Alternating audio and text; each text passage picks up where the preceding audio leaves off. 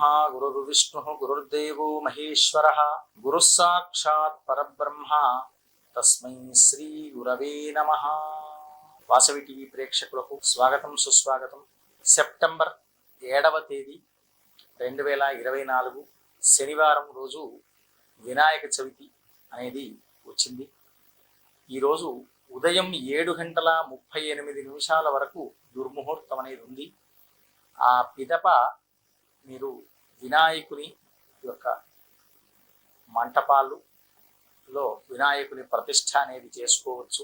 మధ్యాహ్నం వరకు సవితి ఉన్నందువల్ల సాధ్యమైనంత వరకు భోజన కాలానికి పూర్వమే వినాయకుని యొక్క ప్రతిష్ఠ చేసుకోవడం చాలా మంచిది।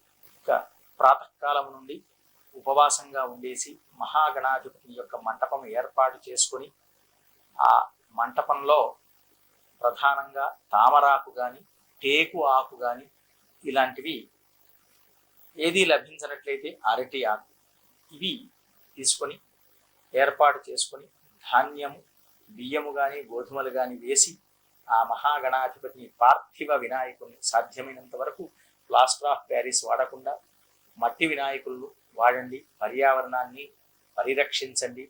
ఆ వినాయకుడిని ప్రతిష్ఠింప చేసుకుని మనము పూజ చేసుకోవాలి।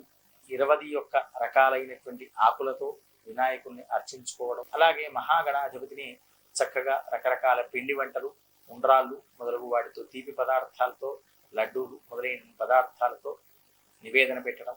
ప్రధానంగా వినాయకుడికి 21 గరిక పోచలతో ఎప్పుడైతే మీరు అర్చన చేస్తారో చదువు రానటువంటి విద్యార్థులకు మంచి చదువు వస్తుంది, వ్యాపారస్తులకు వ్యాపారాభివృద్ధి కలుగుతూ ఉంటుంది, అలాగే ఉద్యోగస్తులకు కూడా దానిలో మంచి ఫలితాలు పొందుతూ ఉంటారు, వ్యవసాయదారులకు మంచి పంటలు పండుతూ ఉంటాయి।